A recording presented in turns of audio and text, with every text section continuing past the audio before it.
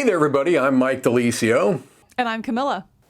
And today we're going to be talking about a game called Graft, which is a drafting game, and it's set in the world of a game called Tend, which at the time of this recording has not been released yet. However, Camilla and I have both played an early version of Tend. Is that correct?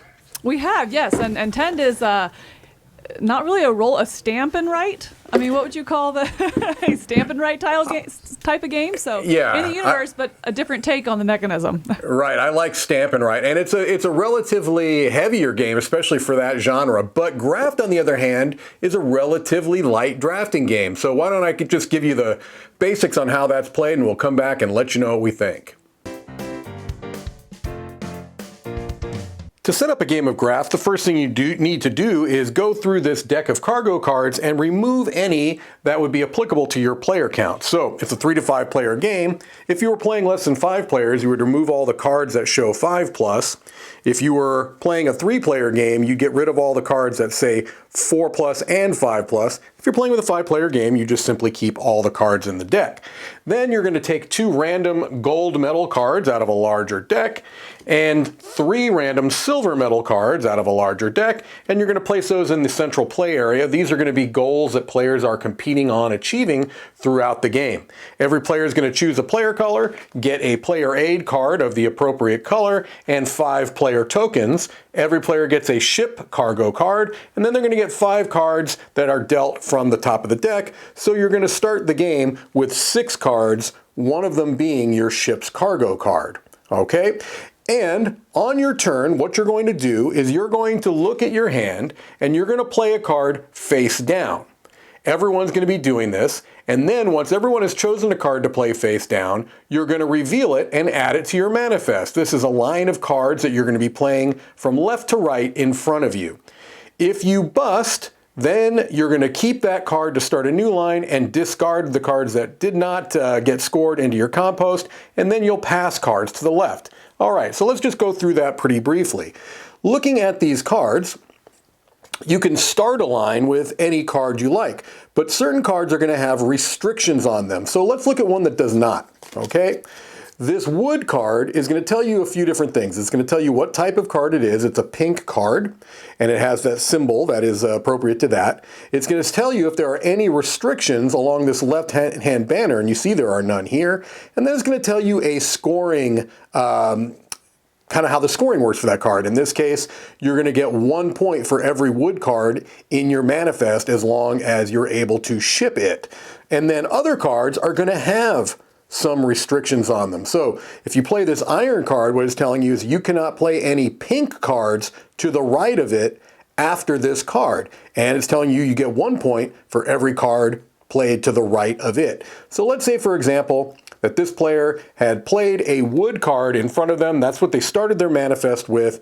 Then they take these cards, they pass them to the left. The player from their left passes theirs, and they would have, again, the ship's cargo card, because you always pass that along. And now this player can play any of these cards because it had no restriction on it.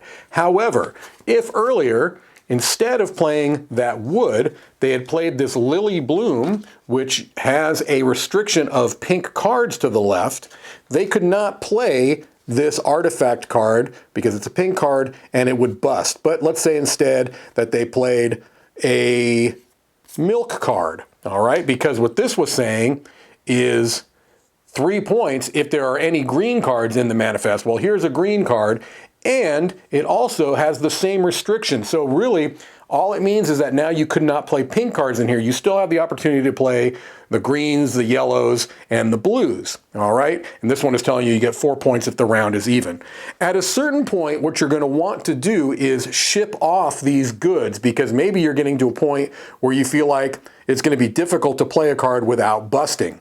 Let's say that these have been passed, just for the sake of argument here. When you want to ship your goods, what you do is you're going to play your ship's cargo card face down. Once everybody has played face down, you reveal, you say, I'm shipping goods.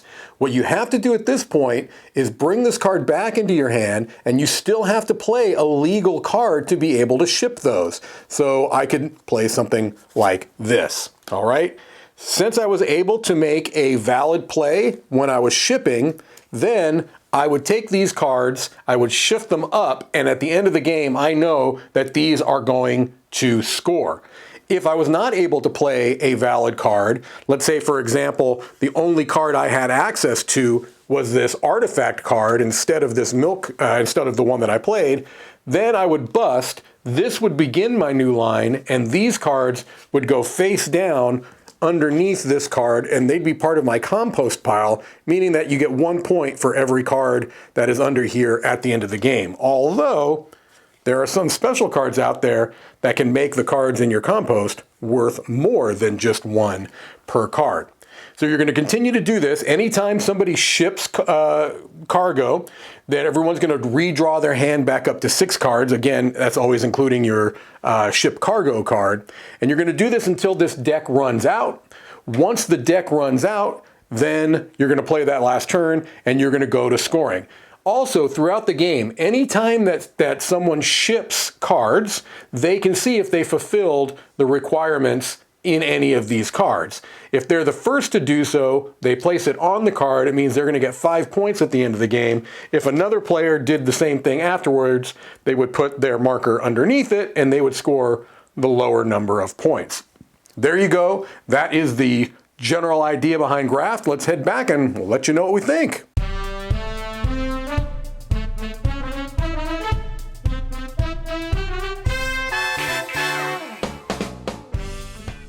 So there you have it. As I mentioned, a pretty simple drafting game that is set in this kind of, I don't know, a futuristic world. It's in the future, but really in this game, that's just going to be represented in the artwork. I don't know that I would call Graft a tremendously thematic game. Would you, Camilla? I definitely would not call it thematic. You can, if you have played Tend, you'll see the roots, but even calling it a world, I think, is a little too much, or setting. But it kind of feels like you're saying a futuristic farming game in Tend, and this is like a hyper focus on one element of that, and that's just the shipment, part of the game. So, yeah. Yeah, and that's probably a good point because, again, if you're watching this video near the time of its release, you're not going to have the context of Tend. But Tend is a game where you're doing a bunch of different things. You're fishing, you're mining, and you are doing some, farming and shipping and things along those lines. And so you're right, this is just focusing on one element. But, again, I do like the art. And so that's really how the theme, such as it is going to be presented, is that I like the art in this. Zenith, I think, is the world, or at least it's the company that's within this world. And so I like the way it's presented. I like the way it's presented in Graft. I like the graphic design of the cards. I feel like the information that you need to parse in the cards are pretty clearly marked, in my opinion, because these are cards that, as you saw in the overview, you're going to be splaying. And so you kind of have to keep certain elements of the card visible along the lines in front of you. Did you find any issues with the graphic design iconography in the game? Yes and no, I guess, or no with an exception, I guess is how I would say. I would absolutely agree with you that I think the artwork is fantastic in its simplistic nature, but it's still cute and very appealing, I like that, and I think that translates well with a clean graphic design look. The information is very clearly presented, so as you were saying, as you're splaying the cards out, you can see everything, and at any point, kind of know where your line stands. And I really like that element of it. However, I do find that not all of the icons are well explained in the rule books. And I think specifically the ones that are the threshold cards. If this line has at least 6 cards, then you score X number of points, or 7 cards, etc. Or if there are 2 cards after this one, it scores X number. Any ones like those, it's not clear in the rule book. Are those thresholds you have to meet, or is it exact, or at least, if that makes sense? And I did have to go and find clarification on that, which for a pretty basic game, it's a disappointment that I had to seek that clarity, I feel like. So while I feel like the graphic design is straightforward and clear, what it means is not always clear. Yeah, and I'm really glad you brought that up because that question came up in a game of this that I played as well, which is, is it exactly 6 cards and you get these points, or is it 6 or more? That is not specified in the rule book, and so that's something that should have been caught. I agree 100% that is a potential issue. You shouldn't have to go kind of searching for that clarification on your own. So that was a miss. And again, it's such a simple game that you feel like that's something that could have been caught. But yeah, so yeah, some good and some bad, I suppose, as it comes to that. The quality of the cards is good. The quality of the screen printed wooden pieces, which are really superfluous, are nice. So production-wise, I think, in my opinion, more good than bad, but it is a little frustrating that element wasn't caught. The other thing that I found, and I don't know if you found this when you were playing it, is that the way the shipping of your goods work, you kind of have to make sure that everyone is like, how can I put this? There's kind of a definitive process in it where you're like, okay, you're saying I'm shipping goods. You play your ship's cargo card. I'm shipping goods, right? That means that everyone's going to be drawing back up to 6. But you need to kind of make sure that you've gone through that process of, okay, I'm going to pick this card back up, put it in my hand, play the card that I need to be able to successfully ship these goods, and then pass after everyone is drawn. Do you understand what I'm getting at? Well, that there's you that pass and then you draw. Right. Right, because you shouldn't see the new cards that are added to that hand. That's on the next person. So that is kind of a little bit of a sticky point, I feel like, with it becomes procedural on that one point. And it definitely takes that first or even second shipment for new players to really understand it. And I do think that is kind of where it grinds for just a minute and be like, wait, let's make sure we follow these steps because they do matter. But on the flip side of that, I do think that is one of my favorite elements of this game. I love that push of when are you going to ship, and just that tension of I want to hold out as long as possible so I can keep going with a fresh set. So you're kind of watching what everybody else is doing and really trying to make sure that you time that right. But I think my favorite part of it is what you were talking about there, how after you ship, you still have to pick that shipment card up and play one from the hand. So it's not like a fail-safe on busting. You have to have a little bit of flexibility in there to make sure you're going to be able to play a card still. And I think that's really what kind of sells this shipment phase, is it's not like, well, that's done, I guess I'm out. It's like, oh no, I still have to play something from my hand. I have to play the shipment card and switch it out with something. And that leads to a lot of player tension, I feel like, on yourself. Yeah, I absolutely agree. To me, that is the hook of the game, is that element of push your luck that is involved with the game, right? So you've got the drafting, which is something that's going to feel relatively familiar in games like Sushi Go, and there's been a number of games where it's play a card, pass to the left. And so this adds a nice little bit of spice to that. I also really love simultaneous reveal games, and this does that, I think, in a fun way as well.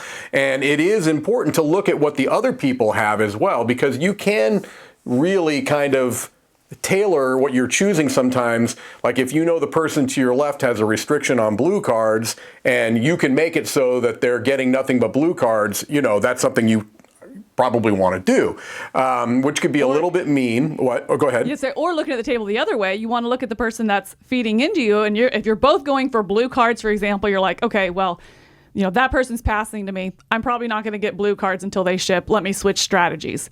So you are watching on both sides. You're watching what you pass, but also what you potentially might be getting. Yeah, that's a really good point. And so there's a fair level of interactivity in the game. It's definitely not multiplayer solitaire, where you're just drafting and building and not paying attention to what anyone else is doing. Very much not the case here. So I like that as well. But the other thing that I think that it does well is that this is a lighter game. And I think that it is appealing to a wide audience. It's trying to appeal to a wide audience. And one of the decisions that they made design-wise that I appreciate is that when you bust, you're not It's just not completely gone. You get those cards that go into your compost that are going to give you a point.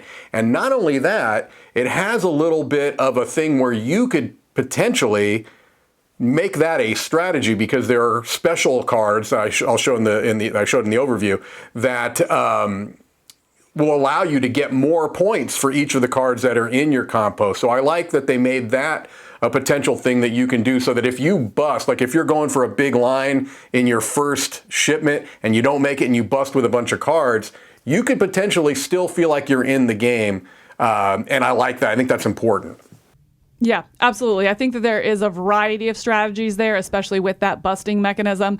It kind of reminds me of like Quaxaquedlinburg or something like that, where you bust and in the moment it doesn't feel good, but you also know that's okay, I can recover.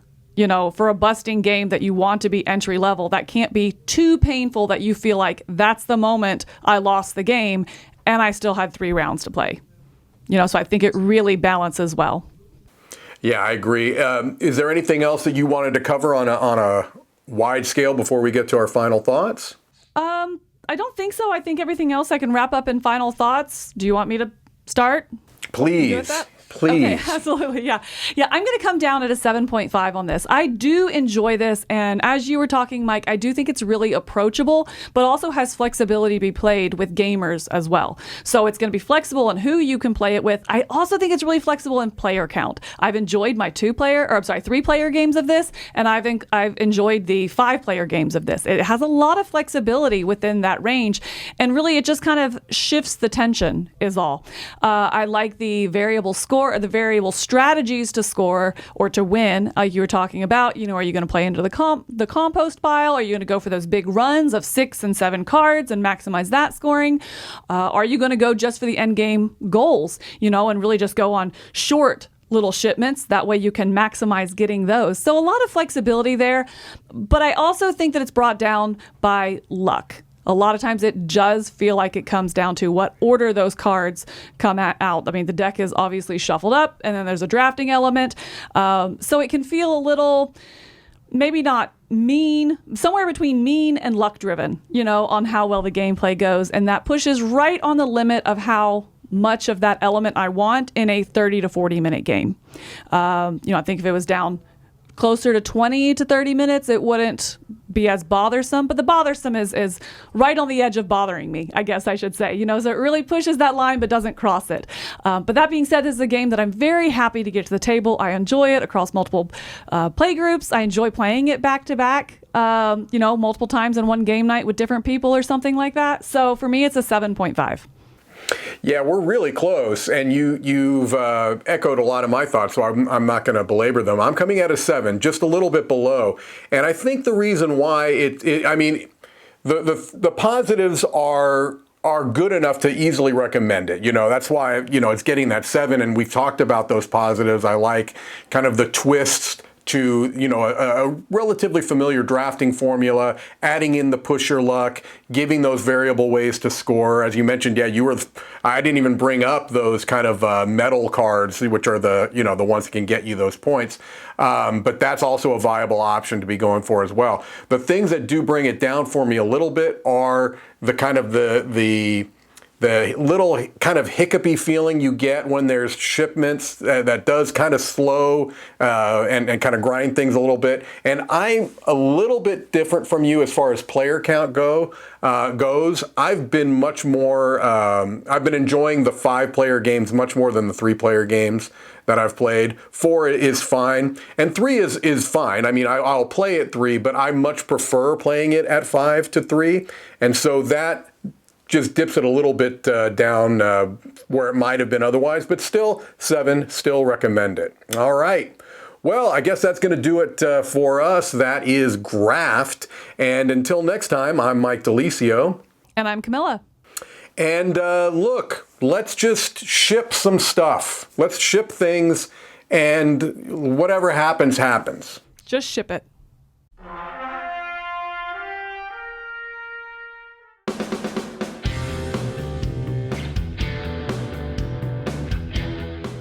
Hey everybody, thanks for watching this video. If you like this review or whatever you just watched, wasn't it amazing? Check out our channel, Dice Tower, We have all kinds of things. We review games, we do top 10s, we play games live. It's all about board games, but especially the people who play them. Check out Dice Tower YouTube channel.